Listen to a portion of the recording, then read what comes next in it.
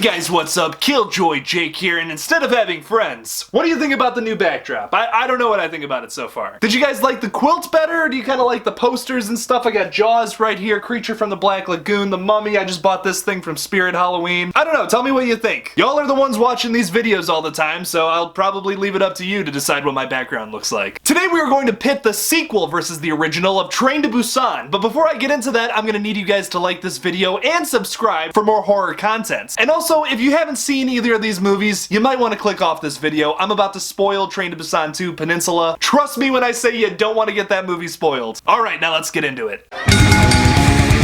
Get over here!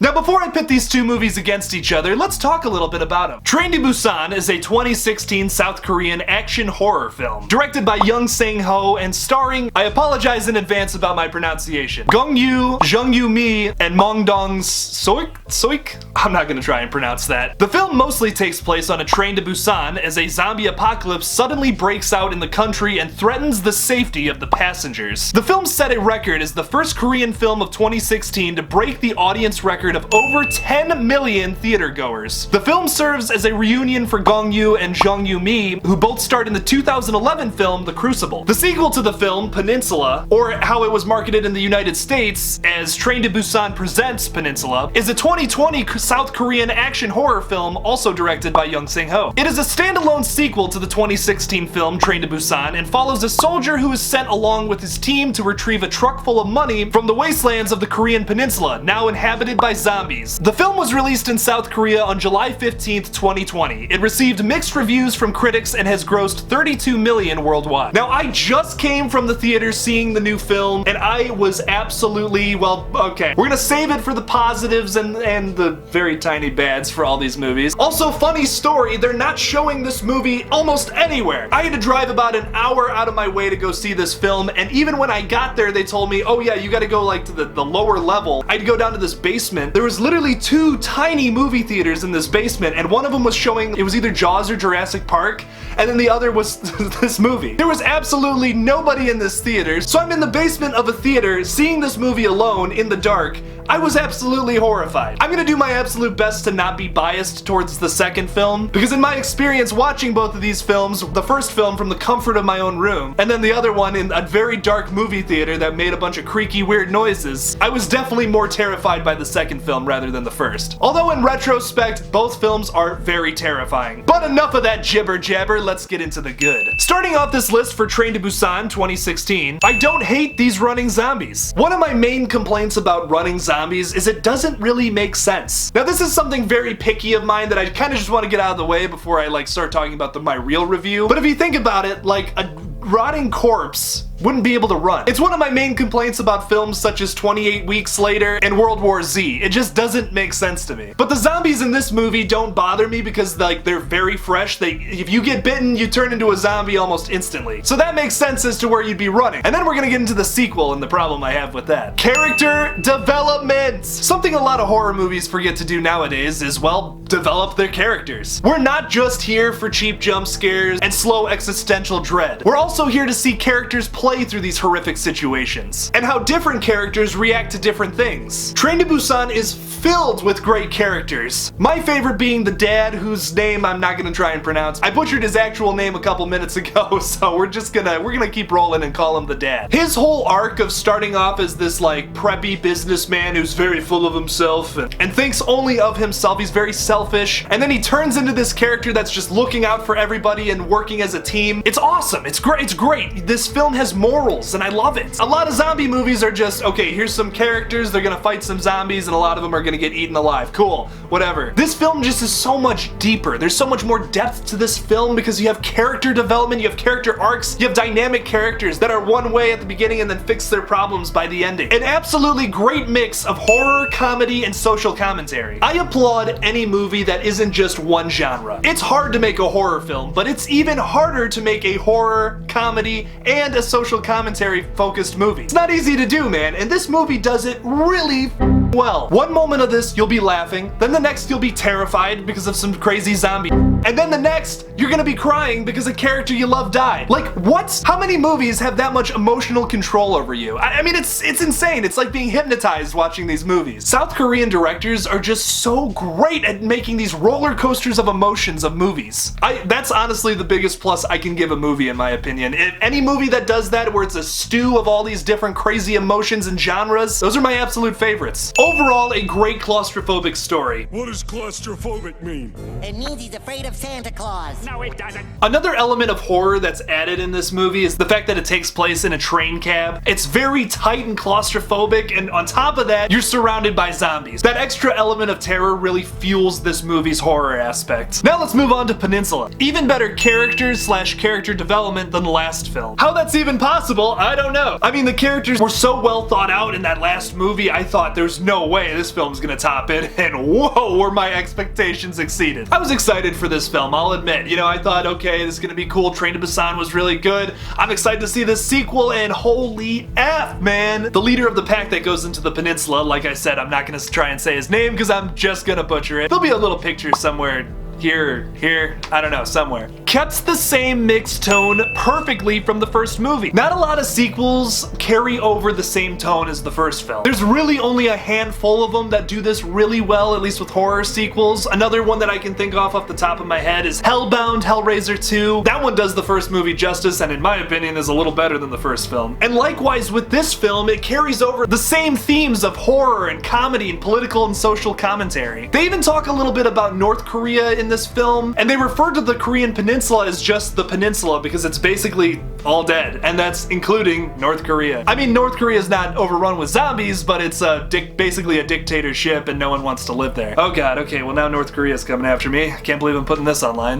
The action element is turned up to 11 in this film. On top of that awesome mixture of what I was just talking about a minute ago, you also get this added like John Wick action sequences and like car chases and stuff in this movie. I mean, literally any fan of any genre would find something that they liked in this movie. It might be one of my favorite movies I've ever seen in the theaters. The arena scene and the crazy zombie creature. The arena scene where they're fighting all the zombies, there's like this creature that comes out and it's a bunch of zombies and they're like just fused together. It's horrible. It's this gigantic meat-eating flesh creature. It's freaking awesome. I was nerding out so badly at this scene. I thought it was so cool. This was such a cool design for a monster. I didn't think they would step it up from just zombies, but they did, and it was pretty dope. This film does the Escape from New York plotline better than Escape from New York. I mean, how do you make Escape from New York better? You add zombies. That's what this film proves. And what can I say? I'm a sucker for a happy ending. Unlike Train to Busan, this film has a much happier ending, which was pretty satisfying to say the least. The characters that made it out of the peninsula,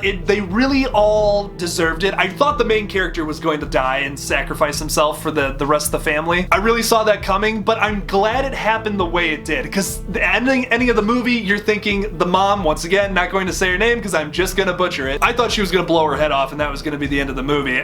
But I was so shocked. Like, you're already like emotionally torn at this scene because you're like, oh no, I wanted her to make it so bad, but she's gonna blow her head off, and you're kind of accepting that. There's like this moment where you're like, okay, well, you know what, she's saving the kids and the guy's getting out, but then he remembers that conversation he had with his buddy about you're gonna sit there and do nothing about this. And also the whole thing comes full circle because he didn't help her at the beginning of the movie, and if you think about it, she was in the same situation both times, unbelievably close to death. And the first time he doesn't save her because he's saving himself trying to get out of the peninsula, and this time he saves her and himself. The character arcs for everybody in this movie is so good. God, it's so good. It's so unbelievably good. Go see this movie if you haven't. I can't believe if you're watching this far into this video and you haven't seen it, you are missing out so badly. Now it's time to move on to the bad. Not that there's a whole lot for these movies. For Train to Busan, the bad, the only complaint I have about the whole movie is the fact that the CGI zombies look worse than World War Z. There's only a few shots in this movie where they use the CGI zombies, but God, it makes me roll my eyes a little bit. They're all climbing over each other and it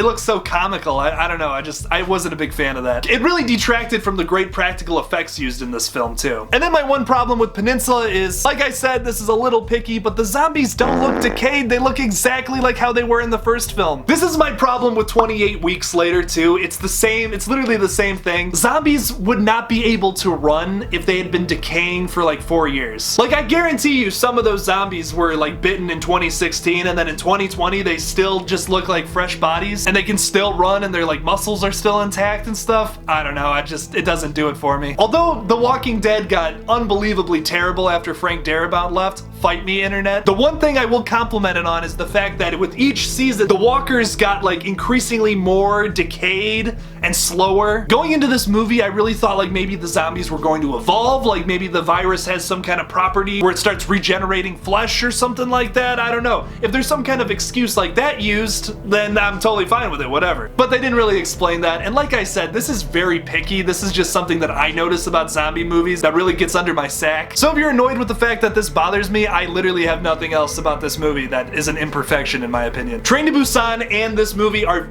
unbelievably near perfection. So am I giving out the ugly award? You'd be crazy if you called one of these movies ugly. Now, like I said at the beginning of this video, I don't know how the hell I'm gonna pick a winner for this. They're both unbelievably perfect movies. But looking at my pros cons list, I really worked on like what were the positives and what were the negatives. And I just came up with so many more positives for Peninsula. Maybe that's because I just saw it and Train to Busan I saw for the first time only a month ago. But they're both still pretty fresh in my mind and I gotta give it to Peninsula, guys. It's an unbelievable movie. Honestly, and maybe this is because I just saw it, but it might be one of my favorite horror films I've ever seen. It's in my top 10 list of something, that's for sure. The film has already doubled its budget, so that's good, but I'll tell you what, this movie should be blowing up right now. I urge you to go see Peninsula in theaters right now, or when it comes out, just support this film. Young Sang-ho, the director of both films, he's just unbelievably incredible. Him and Bong Joon-ho both have a very similar style for their films, and it's so unbelievably different, and it's this like stew of genres that's just such a great way to make a movie. And even if you're not a fan of horror films, which I don't know why you'd be watching my channel if you're not a fan of horror movies, there's something to like about this movie. Especially with Peninsula too, which is even more diverse than the first film. Something I forgot to mention, which I don't know why I'm just bringing this up, but the two little girls were so good in this movie. Great new characters. The one knows how to drive like Fast and the Furious, so if you're a Fast and the Furious fan, this film is very inspired from that. So please, if there's anything you take away from this video, go support this film. I want this thing to make $100 million.